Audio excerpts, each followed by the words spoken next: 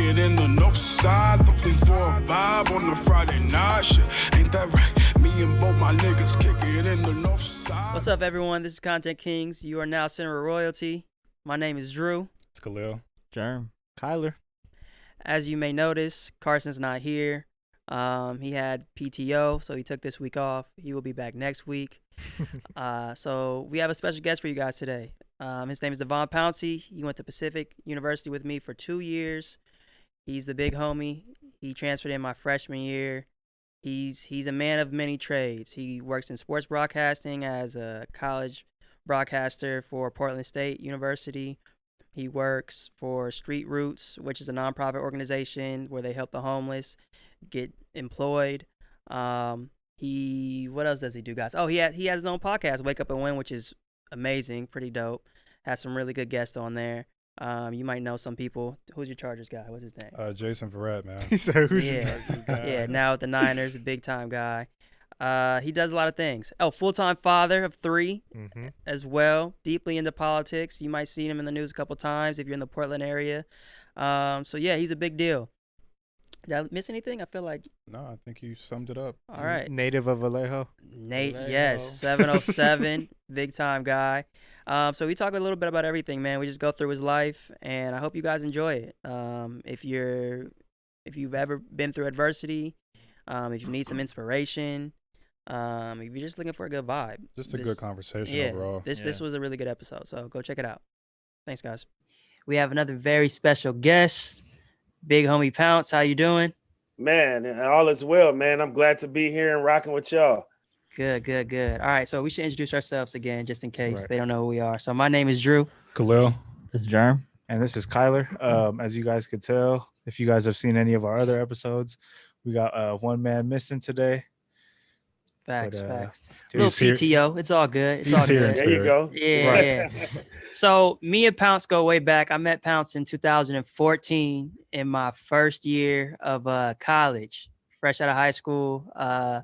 Me and him were kind of supposed to be the Kobe and Shaq. My first official visit, it was me and Pounce running these dudes Wow. apart in the Running them. runs. Okay. Running these Running dudes up. apart in runs. They weren't really ready, bro. Pounce was the only dude who really let me talk my shit in practice. The rest of them hated. So me and Pounce was always on a cool page. Absolutely.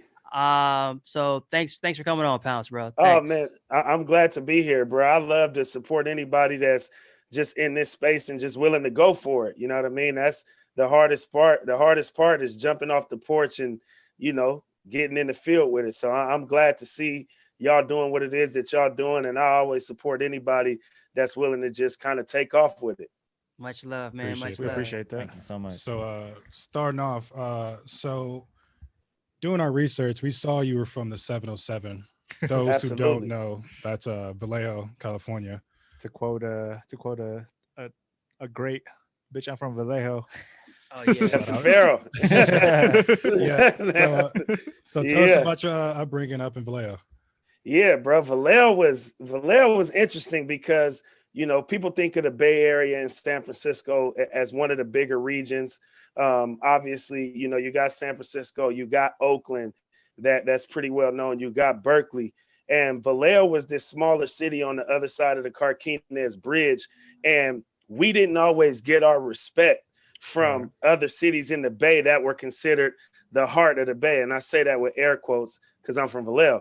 And so we kind of always had a different kind of chip on our shoulder because, whenever we would go across the bridge, whether it be having to compete in sports, whether it be, having to make music, whatever industry it was, we always had folks that kind of thought they were a little bit ahead of us because we just weren't right in the heart of it, mainly like the East Bay area. We were more North Bay and we were more so at the edge of the water. So, we really talk about the water a lot and kind of how we got some shit in that water where we from, because that chippiness and sort of that edge and that aggressiveness, kind of being at the bottom of the barrel in that region of the Bay Area has always made us be very intentional and to want to rise to the top in whatever it was that we did. So, that's just kind of the mentality that a lot of us have growing up in the V, and we just live with it. That's dope, man. I feel that energy. I mean, it's what 3 out of 4 of us right now that Yeah. are from Long Beach. Right. And so it's like for us, it's kind of the same thing where it's like, you know, we get grouped up into the LA category because we're LA County. But, Yep. you know, we're still our own city. You know what I mean? And it's like we want to get our Absolutely. own respect, our own love. Yeah. Yep. Yeah. I think it's the same thing, like the same exact thing. We are kind of like the Long Beach, what Long Beach would be the LA County. That's kind of what we are to the Bay. Yes, sir. Nah, I definitely feel that. And it's interesting that you said that because if someone were to know, like to get to know you, that's exactly how you are, bro. Like you came in to Pacific, a place where I know there's not a lot of people like you and me. And even me and you aren't the same. You're from the Bay Area. I'm from LA area. And so Yep. as people would know, it's the same difference. Like we're cool people, but it's like we're from two totally different worlds at the same time. Different worlds. So Yeah. It's you like were- 2 different states. exactly, Yeah. exactly. Yeah. So some people would be like, "Oh, you and Pounce from the same area?" Like, no, not at No, all. not at all. Different. Not at all. Not at all. And so, Yeah. do you think you took your upbringing and really was able for you to take that at Pacific and excel to where most people like us, me included, had to like, fuck it, I gotta go somewhere else because this shit is just, it's not enough people like me who understand me. You were like, fuck it, I don't care what it is in front of me, I'm gonna do this and find my own way. Absolutely. That's how I got through. And I knew that was kind of going to be my niche on the court, obviously within sport. But even I started to see that kind of translate academically as well. You know, Pacific, really good school, really good academic school.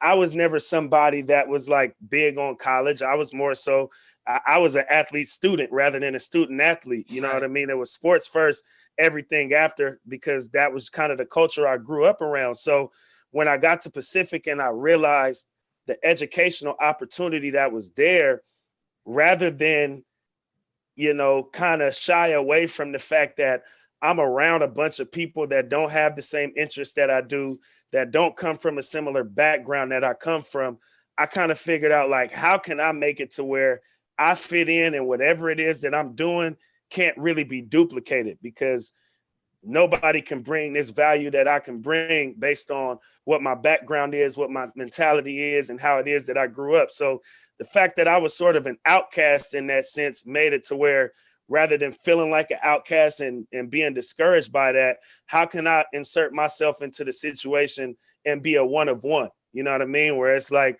he's the only dude that did that from Pacific, rather than he doesn't fit in with the rest of the student body that's at this school, because we all come from, you know, a little bit more stable backgrounds maybe than he does.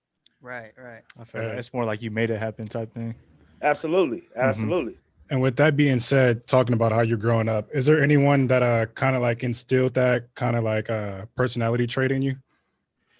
Definitely. Well, my dad, first and foremost, is who I would give a lot of credit to. And then just kind of, I guess, within like sports and music, you know, seeing guys like E40 when I was growing up, guys like Mac Dre when I was growing up, having a relationship with guys like CC Sabathia when I was growing up. Like, from the music aspect, when you talk about E40 and Mac Dre, just that independent hustle they had that forced them to have to go in spaces that maybe didn't really resemble them, because they didn't have the big time labels pushing them. They didn't have, you know, people with big money that was really behind them. They was having to go and get it themselves. So if they wanted to get anything out of what it was they was doing, they had to go to these other cities that didn't really resemble them, but would be willing to support them in ways that maybe kind of the mainstream population wouldn't.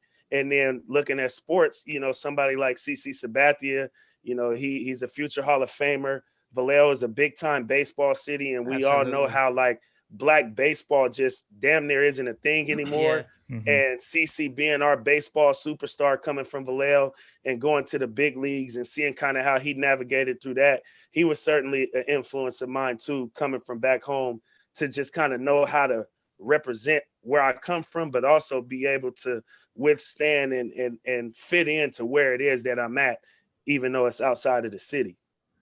I hear that. Nah, that's beautiful, man. Speaking of influences, someone who was a big influence in our life was Kobe. Yesterday was Kobe's, 1 year, rest in peace. I know you, so I know that you have a daughter.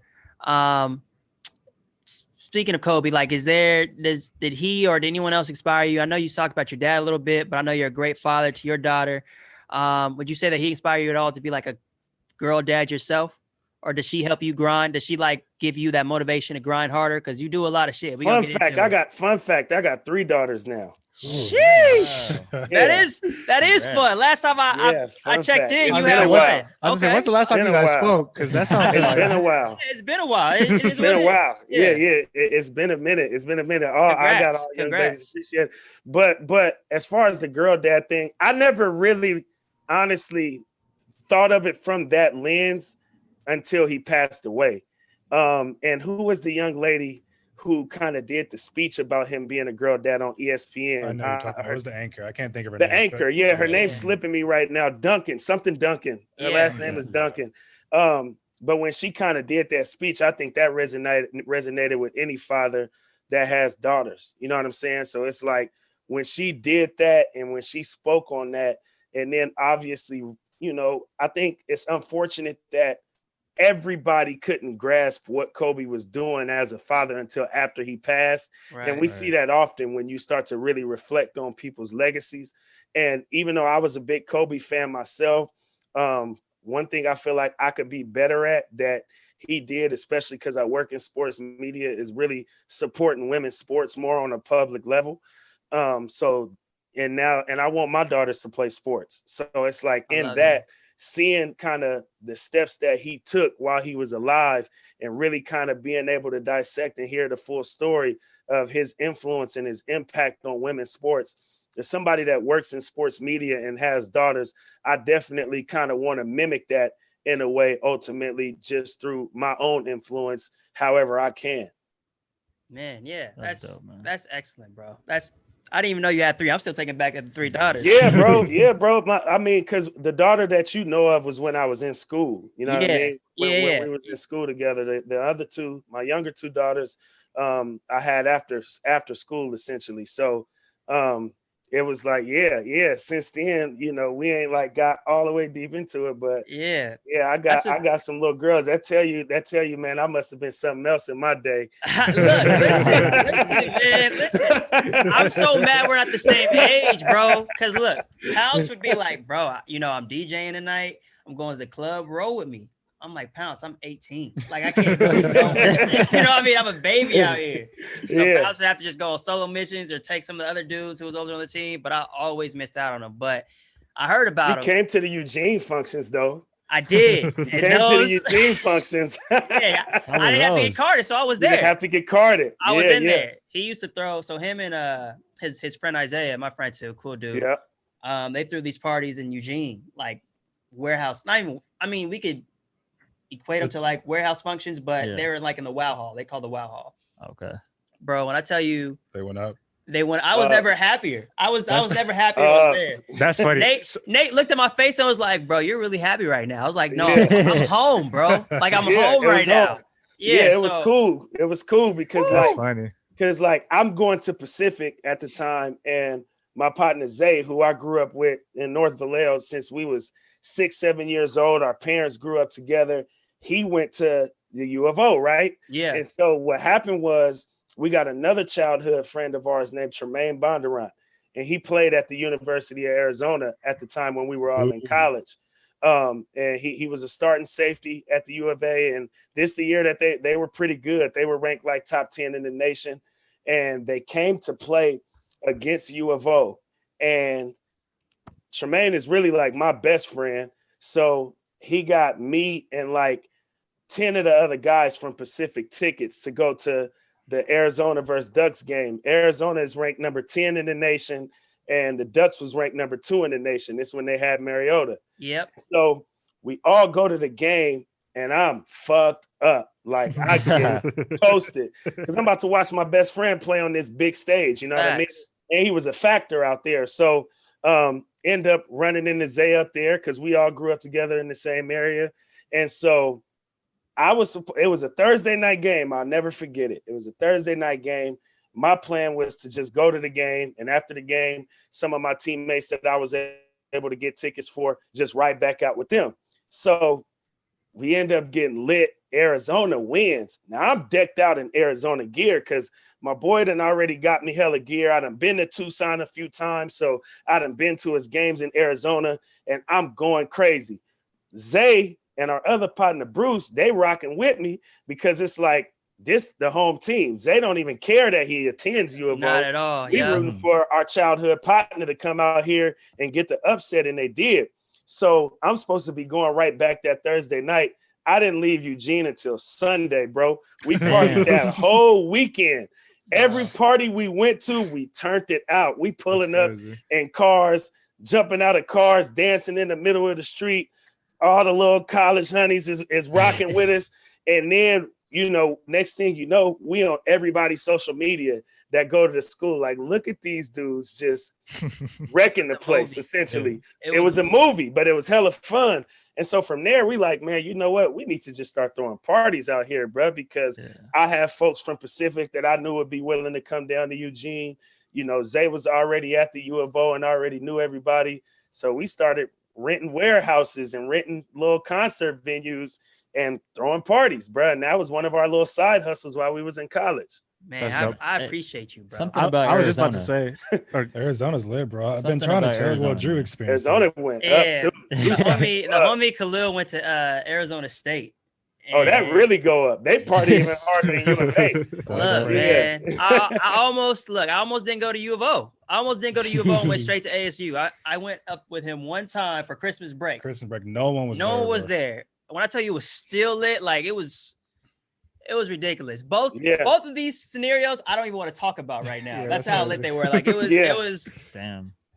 I'm just blessed to have y'all as friends, man, because that was a good ass time. That was crazy. I won't ever forget those. Those are moments like I can't forget those. Those are dope. But that's dope to hear. I mean, like, was anybody else that you knew of? Yeah, but I'm saying, was anybody else throwing parties like they were? No. Because what I was gonna say is I'm about to attribute that back to like the Bay Area thing, where it's like I know that's what they do out there. Like they throw big parties like that out there. Yeah, because it's an independent hustle. You know what I mean? So we just kind of took that model that we grew up seeing our own life and we brought it to the college. We brought it to the college environment, and we would have our friends come perform. I mean, we had I don't know if y'all know a Lewis Belt.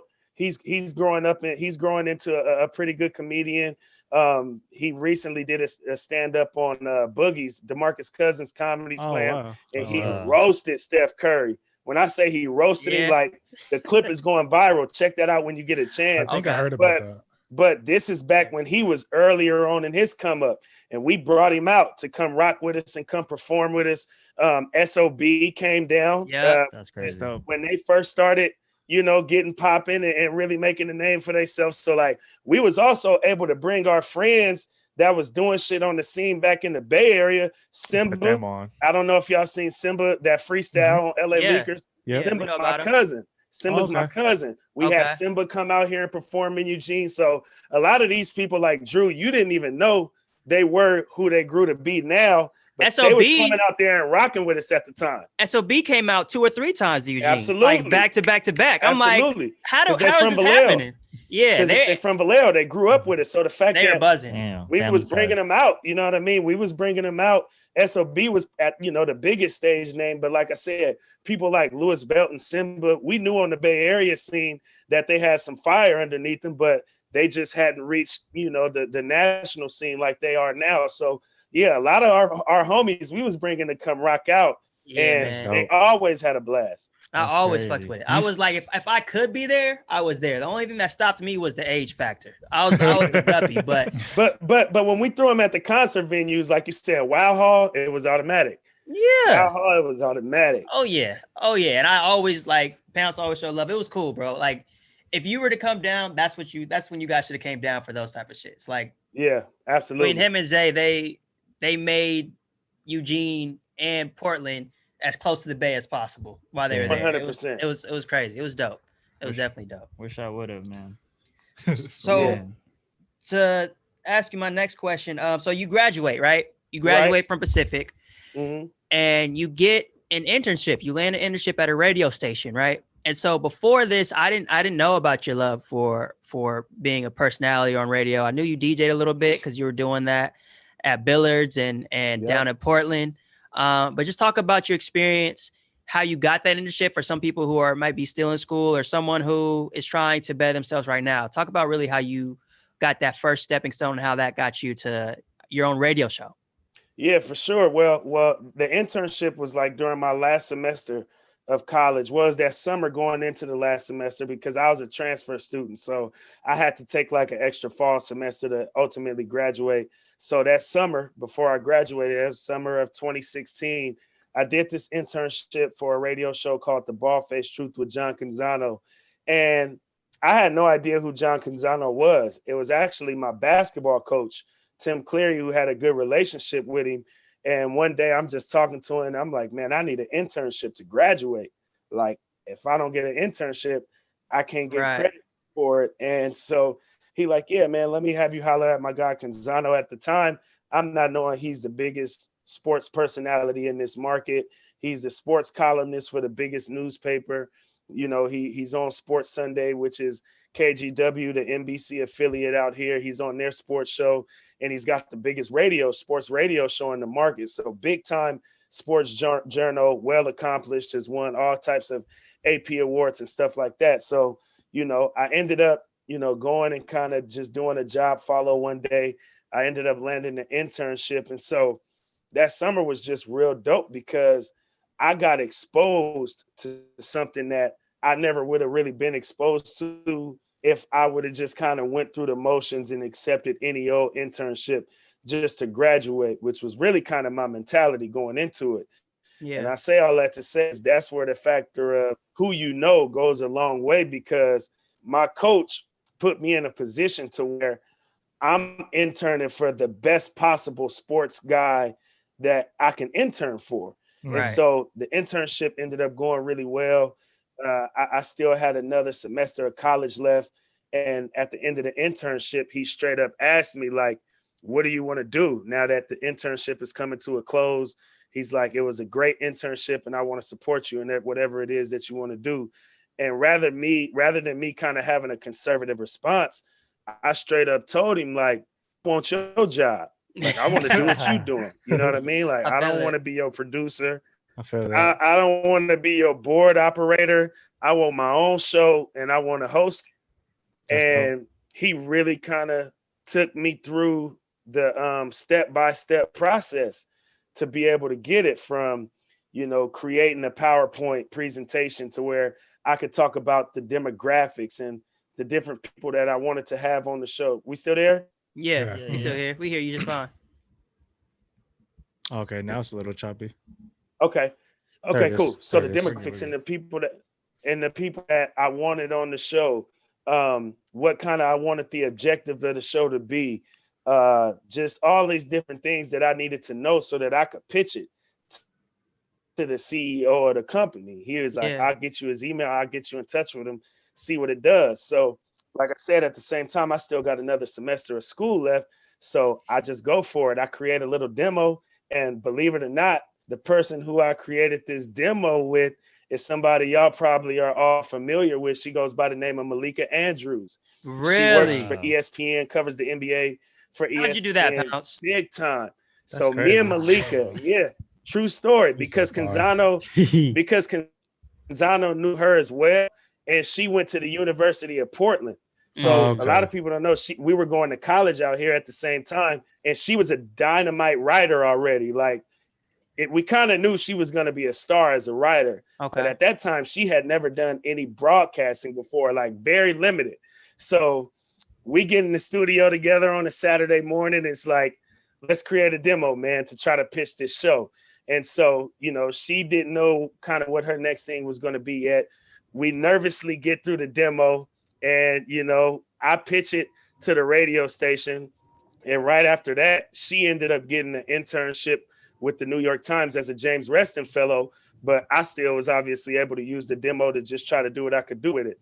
Didn't really get much of a response because I was still in college, had one more semester to finish.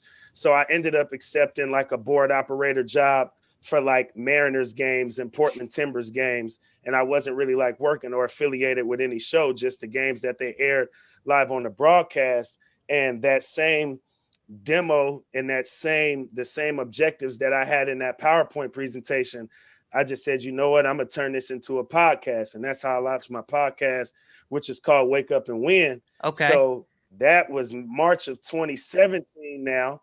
That's March of 2017. And by May of 2017, the job had let go of a show and they had another slot open for another show.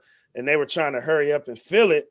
And they reached back out to me, and I was actually able to give them a demo of my podcast now because I had already launched that on my own. And I ended up being able to co-host a show called The Justin and DeVon Show that launched in June of 2017. So that was the start of it all.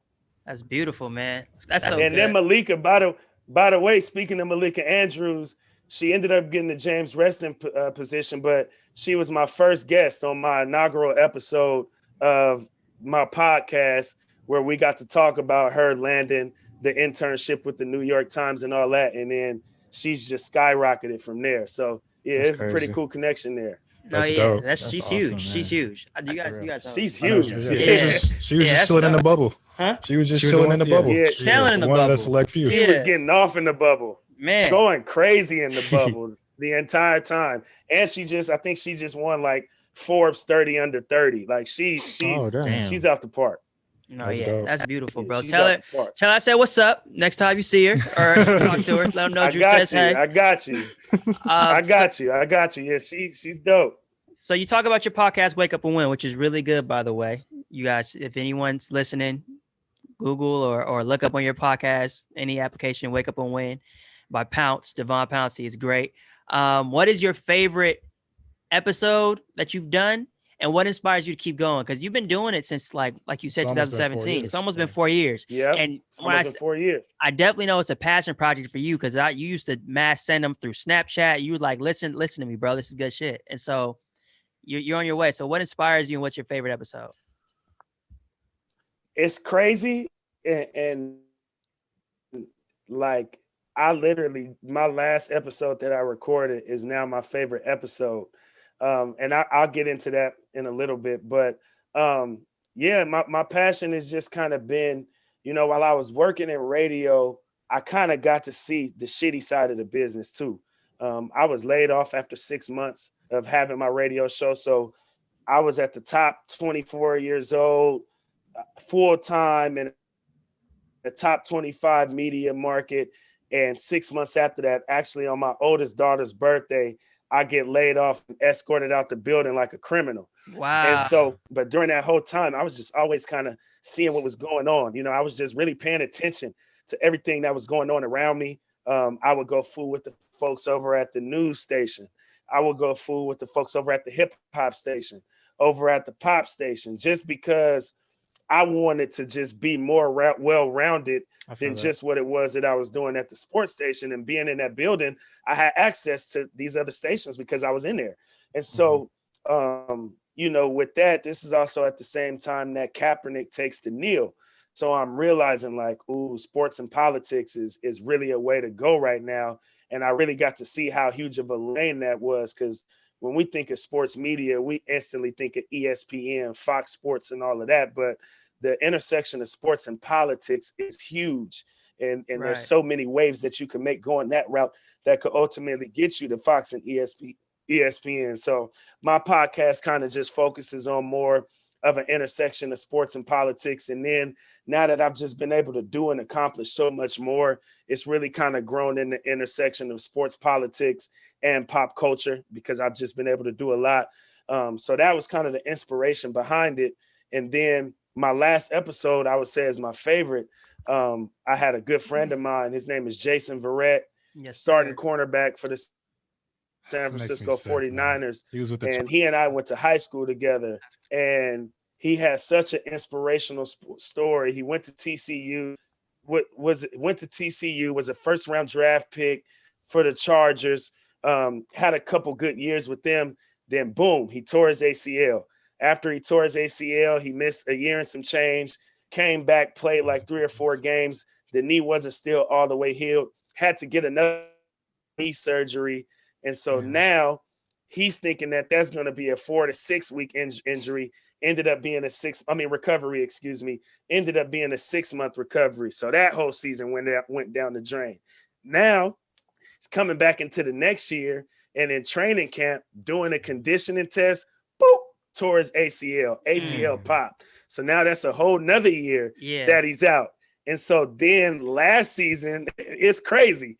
Last season in 2019, he's trying to get back to it, but you know, his body's going through a couple knee surgeries, an ACL tear, an Achilles tear. He just wasn't all the way back to himself.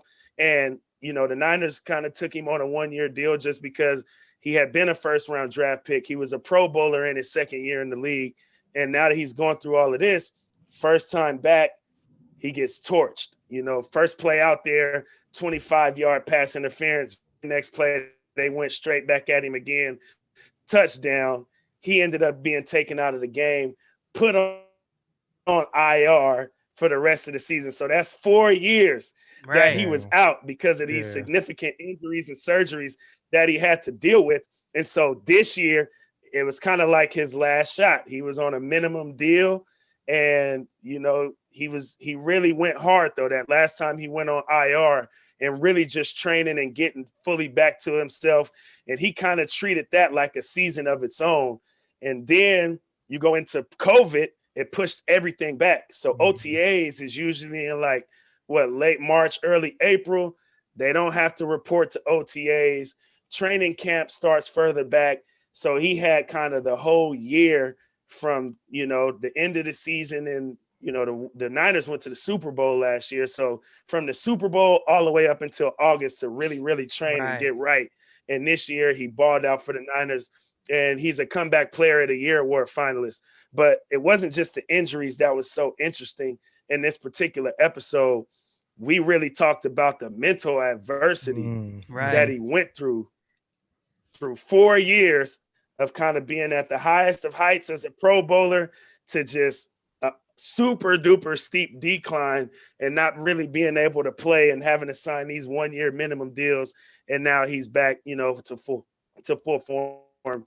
And you know, he's a comeback player of the year award finalist, and he's looking to get paid a pretty healthy check during this free agency. So I like just talking through it with him because he's been really quiet about it. Because when you're not available, what much can you say? Right, you know what I'm saying? Right. You got the fans criticizing you. You don't want to say the wrong thing, so these front offices don't re-sign you. And he's just been really, really quiet and kind of bottling it all in. And you can really feel on this last episode that he let it all out. It was almost like a therapy session.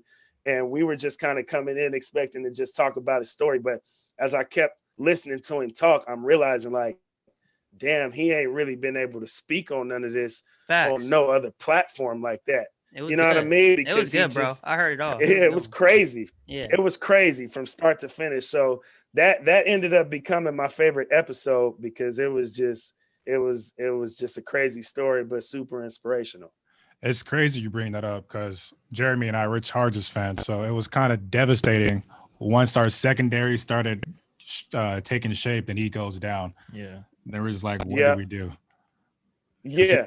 I mean, he was a first-round draft pick and ended up being, like I said, a Pro Bowler in his second year. So his trajectory he was a CB1. top 5 corner in the league. Exactly. You know, and then it just all falls down from there. And so he just finally was able to bounce back this season. Man, yeah.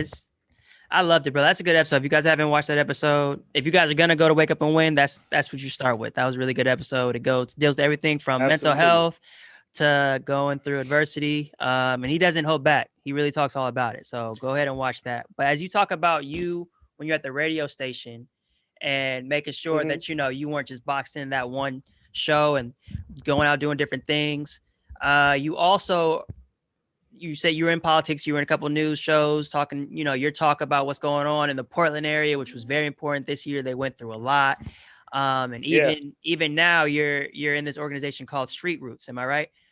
Absolutely. So for people who don't know, speak about that a little bit more and just how you've done that and how your passion is not only just in sports, but in helping the community as well. Yeah, for sure, man. Well, like I said, during the time, I never really had a crazy political interest dating all the way through when, my senior year of college. And we never talked about it, bro. I think you made a full 180 from the Pounce that I initially met, which is a beautiful thing. Everything's about growth, and you're still the same you, but your growth is just beautiful to see. Continue though. It's been insane. Yeah. I didn't grow up with a bunch of political interests. I started to more so learn about politics through the lens of sports.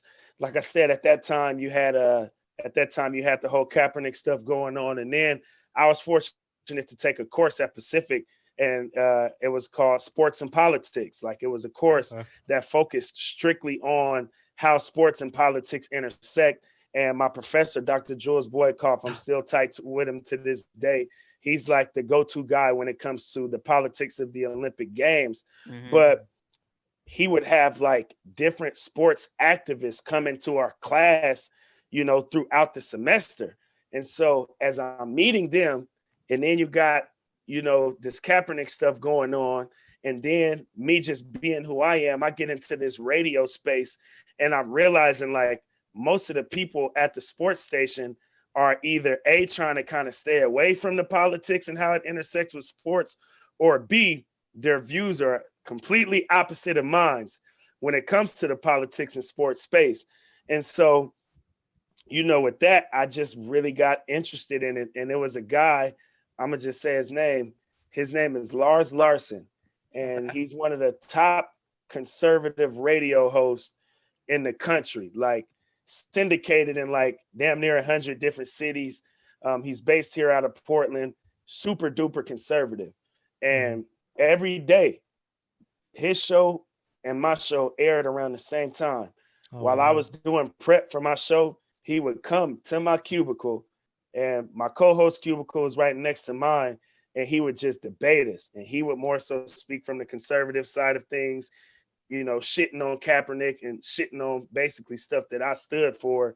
But rather than me get mad, I would just debate my side of the game. Educate him. Yeah. And educate him where my stance was. And whether it got through to him or not, I still don't know. It probably didn't. I think he's still kind of on that same type of time. But he really kind of garnered my respect. And since he was kind of the top dog with the biggest show, you know, I kind of said to myself, like, the fact that these are the narratives that are going out there from these types of platforms, and they hold the biggest space on these platforms, I got to make a difference in one way or another. Right. So I just knew I had to make a difference and really be able to speak for the side of the game that I'm on, because that was my first time seeing in a real news-like setting that, oh, these people don't really fuck with my people like that. Right. To the extent that I would want them to, for sure. And they hold a lot of this space that I'm in right now. So I'm kind of standing alone in this, but instead of being discouraged by that, it kind of gave me a boost. Like, it encouraged now I'm about to turn into something. I don't know how I'm gonna do it, but I'm gonna do it. Yeah. It just gave you that drive.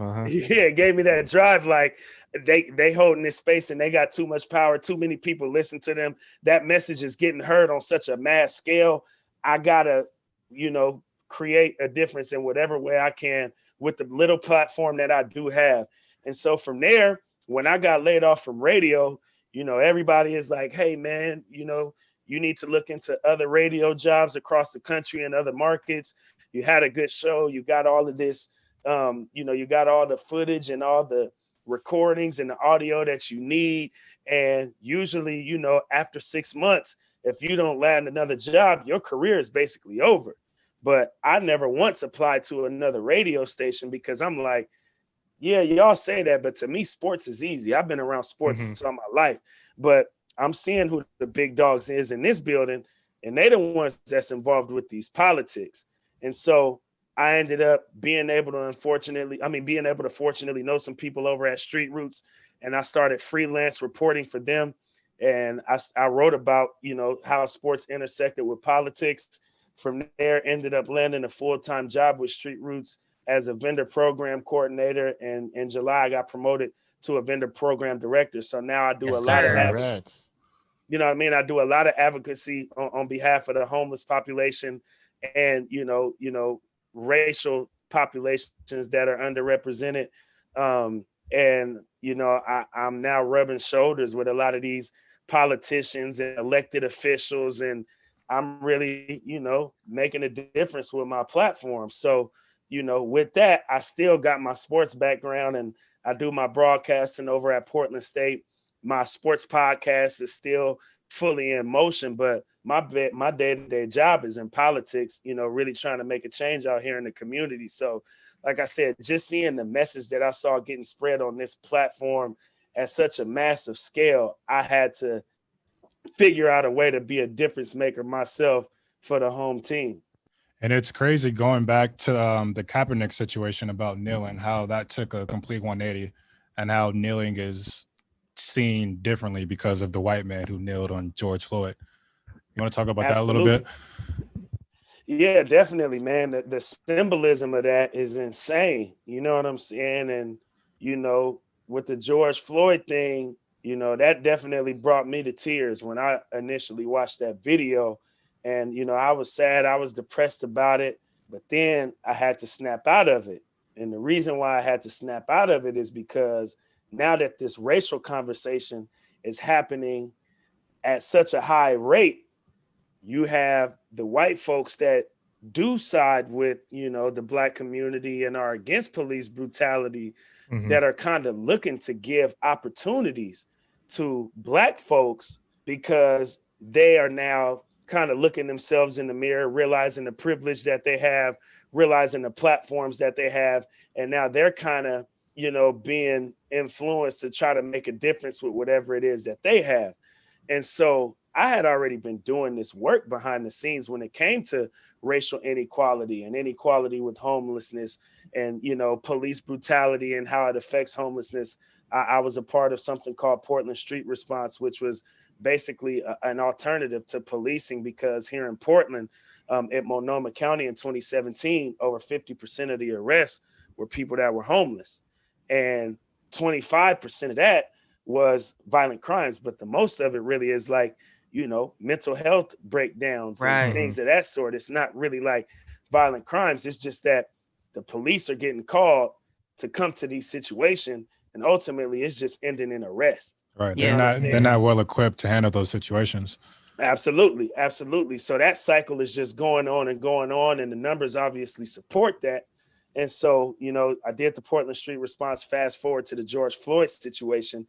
Now, Portland Street Response, the city of Portland invested $500,000 into it in 2019. It got it caught traction. They're like, all right, we'll invest $500,000 into it. Fast forward to George Floyd and the Portland protests taking place, and everybody's on this defund the police kick. And here in Portland, they ended up defunding the police of about $15 million. And they invested $4.8 million of that into Portland Street Response. Wow. Okay.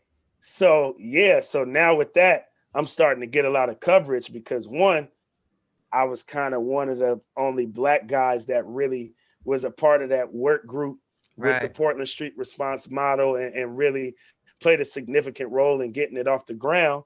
And then for two, like I said, you got white people that got uncomfortable. Even if they supported the Black Lives Matter movement, even if they were against police brutality, it was uncomfortable for them to speak on. So now I'm starting to make all of these appearances, and I'm having to speak on these things, obviously just as a Black man in America in particular, but also from a political aspect and how some of the messaging from these protests could actually translate into real change, into real government change, into real legislative change and things like that, because something that I was a part of ended up really, kind of getting funds reallocated to it after the Portland Police Department was defunded. And so from there, I was making a lot of local appearances, and then that turned into national appearances, and now I'm doing a lot of international appearances. So big time. I could have never wrote this story. Right. For real, that's crazy. Back when we was in college, Drew. Bro, I could have never. Look, every time I see it's like, crazy, damn, bro. Pounce. Like it's for both of us though, but like it was all we talked about was basketball, man. 2016. Right. That's all we cared about. All we talked about was basketball and girls and parties. That was it. That was all of our conversations. Either I could or couldn't go to the function. Either I am or am not going to the gym with you. You know what I mean? Like it's but now it's like we're growing up. So it's a beautiful thing. Growing up. And I mean, I can't say that I'm surprised, but I'm definitely impressed. No, I'm just saying impressed because knowing Pounce, he was always kind of on his own wave. I didn't think he was going to not be successful. You can be surprised and still astonished at what he's doing, you know? Mhm. Yeah, I'm more impressed though, because he's always been well-spoken, you know? Like the conversation was always good, but to see him be a leader like this, it inspires me. Bro. It inspires me. And it's not a lot of people that inspire me, bro. There's not a lot of people that I get like wow about, but I'm really like wow when I see you. I appreciate that, bro. And sometimes, you know, because I'm so face down into the work, just because one, the industry that I'm in, like you gotta grind. That's the only way, your only way out of it. Right. Two, I got mouths to feed. You Three know, of them. Three, it's like I'm actually making shit happen. Yeah. So sometimes, you know, it's only in moments like these when I go on other people's podcasts that I even get to reflect on some of the shit that I've been able to do and accomplish, which is some major shit. Major. I'm always, you know, laser focused and doing the work. It's like once I tackle one thing, I'm straight on to the next thing, and I'm always doing 100 different things at once. So the only time that I really get to like kind of reflect on some of that is when I'm on platforms like these, and I could just kind of talk through it. And sometimes it still even catches me off guard. Like, damn, nigga, you did all that? Yeah. No, you did. It's happening in real time, you know? Yeah, man. I'm so glad that you was able to come on with us, man, just because thank you. I think you do deserve to talk your shit like this. And I know you don't. You try to keep it as humble as possible on Instagram, which is cool. But I thought it was extremely important that we had you on so you could just tell the world, or at least our world that we live in and who watch us, that like, you know, you're doing big things and they should tune in and support you, you know, by any ways can. Absolutely, man. No, I appreciate that. And, you know, with what y'all doing, man, you know, just don't ever stop. Because that's one thing I can say is through all of this, you know, through the ebbs and flows, the ups and downs, being hired, being fired, you know, like I said, being escorted out of the building like a criminal. Never once did I have the mentality of, you know, doing this for any kind of short-term gain. It's always kind of been me playing the long game. And the longer I stay in it, the more shit I'm starting to see unravel. And I think that's a common thing for a lot of people that just stick to their guns and just don't ever stop working. You know what I mean? More opportunities open up because, you know, you haven't closed them down on yourself because you stand in it. You know what I'm saying? Like, if you ain't in it, the opportunities won't present themselves. But you stay in it, that's how the doors end up opening. So that's one thing with me. None of this shit was scripted. You know what I mean? I came into college, transferring from a junior college. I was a goddamn, what was I?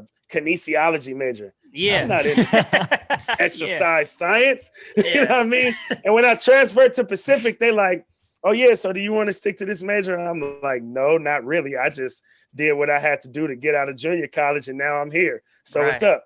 So what we got? It felt like literally this is how I'm talking to my advisor. Yeah. You know what I'm saying? Like, I ain't got no plan. I'm just here, bro. You know, I'm finna go play for the basketball team, and you know, the rest of it, we'll just it'll figure itself out. Yep. Did you figure itself out? Did you have any interest in politics during that time? Like, No. Oh, really? No. Strictly hoops, bro. It was ball. It was hoops, and it was music. like music. You know what I mean? I come from a heavy music background. You know, back home in the Bay Area. I wasn't into politics. I was throwing parties, man. We was out, you know, hanging out the sunroof.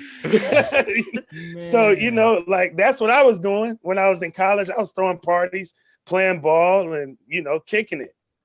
That's dope. That's dope to hear some of the stuff you've been through and then how it's actually turning out to work out for you. And then on top of that, now you're in a position where you can make some lasting, meaningful impact on not only your community, but, you know, everybody else around you. Yeah, for sure, man. Like I said, it's, you know, it's so much more it's so much more to the story that I can't, you know, always fit it all in. But like I said, sometimes I just be having to sit and reflect, like, man, coming from where I come from and being able to be in the places and spaces that I've been in, where it's like not many of my childhood friends or people that I came up with would even fathom that they could be in. It's like, you know, I'm blessed and I'm fortunate on that front to be able to represent a community that I know feels like the stuff that I'm doing is movie like to them, because that's the only place we see it. That's the only exposure that we have to it. And for me, like, it's becoming real life. And so I make sure to kind of represent who I am and where I come from whenever I walk through those doors, whether it be, you know, in person or now virtually, you know, with COVID. But yeah, I always kind of keep that at the forefront. It's like, I was one of the few of my childhood friends that's able to even be in this position. So I'm gonna make sure I represent them while I do it. So while we have you in a reflective state, do you have any idea of like what's next? Like what you kind of have planned on doing, whether it's in your podcast space, in politics, music? Yeah, what's the future looking like for Pounce? Where are you trying to be in the next year or two?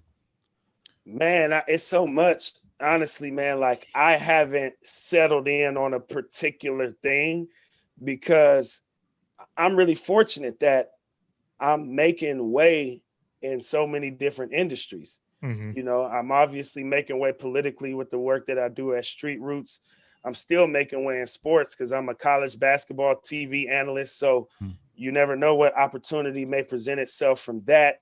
But that podcast is really where my heart is, because that's the place where I can kind of do some of the brain dumping of all the different things that I'm doing right now. And, you know, I want that to be the kind of centralized location for people to go to be able to receive all the information that I have, that I'm able to dish out based on some of the things that I'm able to do professionally and some of the things that I'm able to experience because of what I do. And I really want that thing to grow. So again, going back to those roots of that independent rap hustle, you'll start to see a lot more of that with the podcast, from really jumping into the merch game heavy this year. Really jumping into the Patreon game heavy. I've been doing strictly audio for the most part. So this year, you know, I'm doing video along with it now. So the podcast is really what I could say is like the most direct thing in regards to what I kind of want to amplify, especially in COVID, where, you know, the outside opportunities in regards to me being able to switch markets and stuff like that is a little bit more limited, because everybody is dealing with the constraints that the protocols have placed upon us. But the podcast is the most tangible thing that I have right in front of me that I just want to kind of continue to grow out and build, so that I can always have that platform to just be my space that I own, that I'm also making an income off of, to where if things don't work out with me and any of these other platforms that either I'm with right now or may have the opportunity to be with in the future, I can always fall back on that and it'll keep me afloat. Man, sponsor away. The episodes you got coming, it's only a sponsor away, bro. Absolutely. Absolutely. It's on the door. I see it. Absolutely. And it's coming. It's coming. And now I'm just being more intentional about making it happen with the podcast. I feel that. Just so the people out there know and can be inspired. How old were you when you got kindly escorted out from your radio station show 6 months in? I was 24 years old. 24. I was 24 years old. Yeah, it's never too late. I was 24 years old. You said what? I feel like sometimes people our age, they think that it's over before it even starts. So I just wanted to make it a point to people know that that happened to you at 24. For some people, if that happens to them at 24, they're like, damn, it's over. I gotta hit the but you're young. You know what I mean? You're young. Like there's still a lot of time. A lot of opportunity. Right? And so it goes to what he was saying before. Don't ever close the door on yourself. Yeah. Don't close it on yourself. Have that faith, believe in yourself. People will shut the door in your face sometimes, or they'll escort you out the door. In my case, you know what I'm saying? But I never shut any door on myself. I always say yes, honestly. Like, you know, most people always say, don't be afraid to say no and all that. Right. Nah, I'm saying yes, because I ain't where I want to be yet. So I need it all. Anything that I feel like can help me get there, I'm saying yes to it. Because, you know, it's a lot more work to be done. And I don't never want to feel like I'm too privileged or I'm too big time to kind of fall back and lean on some of the basics that A, may have got me here, or B, that I can hone in on to keep me consistent while I'm here. So, you know, I say yes to just about everything, because you never know, you know, you saying yes to the right thing could take you somewhere you could have never really imagined. Right. I thought we agree. were special for a second. No, I'm just playing. I agree. Did you guys have any more questions for my man Pounce? I got a quick question. So I was watching, I don't know if you know that podcast, Lip Service with Angela E. Absolutely. All right. So I was watching that because she had E40 and Too Short on there. And Right. E40 was talking about people be riding horses and stuff over there. Is that true? In the hillside, Beverly Hills. They call it Beverly Hills. That's exactly what he called it. What? That's actually the neighborhood my dad is from. Like, I know E40. You might go see on my Instagram. Yeah. You might see pictures, you know, with me and E40, like real close family friend. And yeah, man, Vallejo is pretty country in a way. And you definitely might see folks riding around on a horse just down the street in real life, even though we're still in the Bay Area. Like, we different, bro. That's what he was saying. I think he called it the Beverly Hillbillies or something like that. That's what he called it. Yeah. The neighborhood, Beverly Hills, Magazine Street, all of that, man. Like Vallejo, that's my stomping grounds. And yeah, I've seen plenty of horses walking around town growing up. See, I was wondering, because I have family up there. I've never been to Vallejo, but I have family up in Oakland. My brother lives in San Jose and stuff. So I'm usually like lower down compared to where you guys are. Yeah, for sure. Yeah. That's, you know, the Bay is the Bay, though. You know, we definitely all come from, you know, a unique background in regards to just the pace that we operate at. We're super innovative. You know, obviously, you know, you could talk about the tech space amongst any other things. Like I said, the independent grind, like we had to get real creative and innovative in just about, you know, every space that we desire to be in. And we've had a lot of success in doing so. So, you know, anywhere you go in the Bay, you'll realize, like, mentally, we're a little bit twisted because we always trying to be the first to get some shit done. Mm-hmm. And we'll do just about anything to make it happen. Right. Sometimes it's a blessing, sometimes it's a curse, but that's just what's in that water out there. Now, my last question for you. So you talk about your activism and stuff. How often do you go home and kind of take that activism into your own community back home? In Vallejo? Yeah. You know, not much yet. That's something I definitely want to be able to do.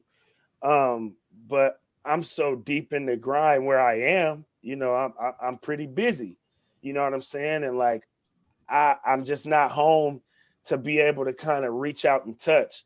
Now, where I hope I am making an impact and influence is by being able to show my people back home what it is that I'm doing.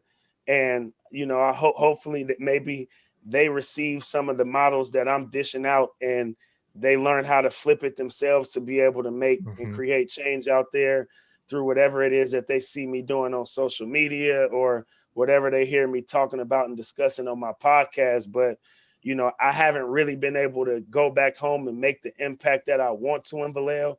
But, you know, that's definitely on my bucket list. It just hasn't really happened yet. Understandable. No, I feel that, man. I got one request before we go, man. Please Talk to me. Tell my people, whoever's watching, my friends here, before this ankle broke, let them know how I was on their asses. Lil Drew is saucy. I ain't gonna lie. And Drew is my little homie. So Drew is a little pit bull out there. I'm sicking him on him. You know what I mean? The guards out there, get in him, Drew. You know what I mean? And Drew would get in him. When Drew got to talking, that's when Drew was at his best. When Drew got quiet and reserved, it's like, nah, Drew, that ain't you. You know what I mean? But once Drew got to yapping, like he had a mentality of, now I ain't got no choice but to back it up. You know what I'm saying? So it was kind of almost like a pressure he would put on himself when he started talking. And that's when I thought he was at his best because, like I said, he kind of didn't have no choice but to come through. You know what I'm saying? So Facts. I used to love being in the open gyms and stuff with Drew and having him on my team because with me, it's more so about the mental. If you got some dog in you, we gonna win. Oh, yeah. The rest gonna take care of itself. Drew had that dog in him. Facts. All right. Well, I'm glad you did It's, that. it's just crazy. How you trying to gloat like this? Like we didn't see him all through high school. I know, for real. I mean, But you mean the think- other viewers? You mean the other viewers? the other viewers, man. But I'm saying that because he said my viewers and my friends. Well, Right because now. I could say like I was really on their ass before I hurt my ankle. I think that's just me saying it, but He was, sometimes though.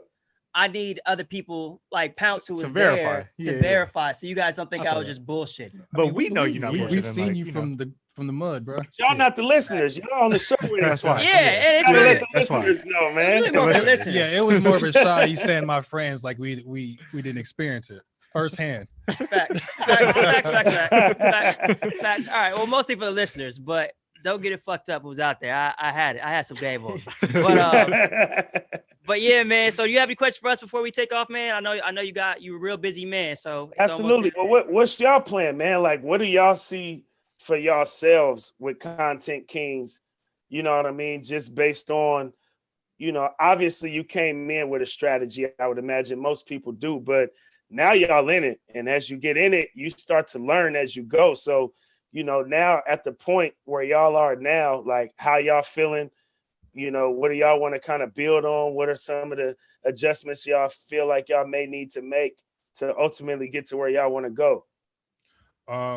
We kind of had a little conversation about it the other day. My take on that was kind of when we want to do something or have things planned out, we kind of need to be more decisive and concise on how we want to kind of attack that. And that was one of the not issues, but like kind of the points that I wanted us as a whole to kind of start developing and getting that down. Yeah. Personally. So to answer that more deeply, you said that we probably came in with the strategy. We didn't. We didn't, yeah. We just came in. We just came in and said, all right. I mean, yeah, we talk a lot. Let's just do it. Yeah. And so Yeah, okay. after the first episode, we were like, all right, we got to change the way our mics are set up. We got to change our Right. audio. Second episode's like, it's a little better. Let's do it again. Yeah. So it's more like trial and error. But Yeah, now this since season one like, is like but trial even and then, we error. had like 4 episodes that haven't even made it just because of audio issues. yeah. So it was a Yeah. lot of trial and error. But Right. in terms of now, I think now we're starting to have a direction. We kind of figured what we want to do is kind of in a group I was gonna say you kind of want to hold that individualize off. ourselves. What's up? Okay, no, I was gonna say hold that off for the next episodes. But no, go ahead. I just don't want you to go into too much detail. Nah, I'm not gonna say. No, I'm not gonna say in the yeah. episode. Okay. But I want us to kind of be our individuals within a group. I think before Right. in our episodes, we were kind of it was kind of like they didn't know if it was a sports show, they didn't know if it was a yada yada. But I feel like our direction is what I want us to really put in the dirt, in the ground that everyone knows throughout this next year, is that we are all individuals who are doing really big things. For me, I'm deep in the community. I work with homeless people. I'm also work with sports. So that's my niche. I bring people like you on, different things of that sort. That's me, right? Right. Kyler is a nurse, right? Anything that's going in the medical field, COVID virus right now, that's him, right? My guy Carson, who's not here, PTO. He's in politics. He's in so- politics like you. You guys would have Right. you would have loved to have him here go back Yeah, and for forth, sure. right? Yeah. And then Jeremy Khalil. I work with the homeless too. Khalil works I'm with the definitely in the homeless as community. well. And then we got Germ, who's fitness trainer, Nike guy, Shadow Man Germ, kind of like our spirit of the team. He's the Germ CEO. does everything in the shadows, but it's really like Behind the scenes. it doesn't move without Germ. Yeah. So it's just all of us basically inspiring the youth that are younger than us, and then people who are older than us too. Just that, we're trying to figure it out like everyone else, but Yeah. we're gonna talk about it and make you guys feel better while we do it. Absolutely. Absolutely. If I had to give any advice to that, is just, I think that's a good way to go, and just lean into who you are, lean into what it is that you're doing. That way, your lane can't be duplicated.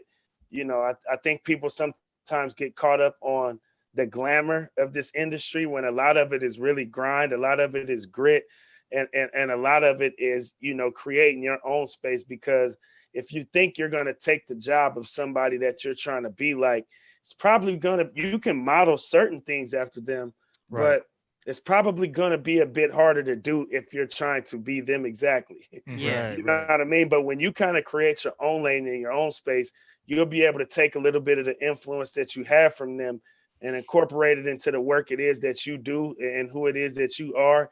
And it's easier to kind of affect and influence the people that are already around you that are doing that same work, and kind of utilize them to be able to start to grow that base, because they're going to be interested in what you're talking about because they're doing the same work that you're doing. You know what I mean? Rather than you trying to go fish for this fan base that has no connection to you. So yeah, just lean into, you know, whatever it is that y'all doing as individuals, and be willing to expound on that in the podcast space. And, you know, now your coworker is going to want to hear about it because they can feel your pain because they do the work with you. You know what I mean? Or just the people that you interact with through work are going to be willing to support it more.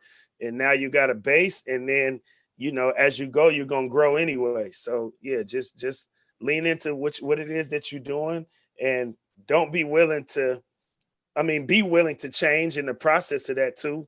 Like, don't feel like you have to be a certain way, like adapt, you know what I mean? Kind of the same way that I had to adapt to this politics shit. Like, it wasn't in my cards initially, but you know, I seen where things was going. Like I said, especially around the time when the Kaepernick stuff was going on, and I adapted to that.